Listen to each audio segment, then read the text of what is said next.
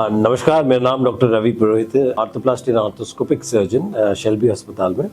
आज हम बात करने वाले हैं एवियन हिप, या इसे आम भाषा में कहते हैं गोले का सूख जाना। तो avian, avascular necrosis of the hip, इसका मतलब ये होता है कि खून के प्रवाह कम या बंद होने की वजह से जो हेड ऑफ फीमर, जो हड्डी मर जाती है, उसको कहते हैं एवियन या गोले का सूख जाना। अब ये बहुत कॉमन तो नहीं है, लेकिन कोविड के बाद ज़्यादा देखने में मिला है इंडिया में। इसके अलावा इसके कुछ कारण हैं और ये कभी बार बगैर कारण के भी होता है, जिसे इडियोपैथिक कहते हैं। लेकिन बहुत कॉमन जो कारण होते हैं इसमें लंबे समय तक स्टेरॉइड का यूज़ करना, जो कि कई बीमारी में करना पड़ता है, या किसी ने शराब का सेवन किया है फॉर अ लॉन्गर टाइम। इसके अलावा कुछ दूसरी तकलीफ है, जैसे SLE है या ऑटो इम्यून प्रॉब्लम्स है, उसमें भी ये पाया जाता है। तो एवियन हिप देखा जाता है अराउंड 20 से 60 साल की उम्र में, लेकिन ये एट एनी एज हो सकता है।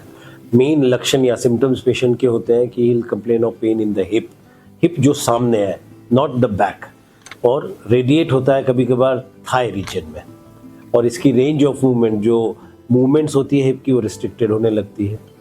तो ये इनके सिम्टम्स है। तो सबसे पहले इसको डायग्नोस करना is a very important part, और इसको ग्रेड करना है, जिसके लिए हमको MRI लगता है कि ये स्टेज 1 है, 2 है, 3 है, 4 है।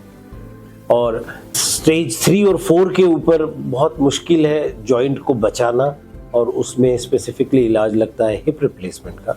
लेकिन स्टेज 1 और 2 में कई बार रिसर्च ने ये पता लगाया है कि if we can do decompression, तो इसके स्टेज 4 में जाने के चांसेस कम हो सकते हैं।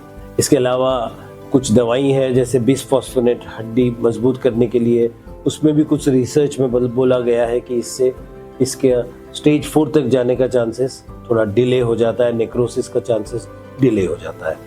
हाउएवर इसका gold standard treatment, the best treatment जब स्टेज 4 से ऊपर हो जाए, तो वो है हिप रिप्लेसमेंट, जिसमें हेड सिरेमिक का हो, depending upon the age of the patient. तो अगर आप स्टेरॉइड ट्रीटमेंट अपने कोई दूसरी बीमारी के लिए एक लंबे समय से ले रहे हैं, या अगर आप शराब पी रहे हैं for a longer period of time और आपको कुछ प्रॉब्लम्स हैं, ऐसा लगता है कि हिप में कुछ तकलीफ है, तो इससे बेहतर बात नहीं होगी कि आप किसी ऑर्थोपेडिक सर्जन से कंसल्ट करें। Thank you.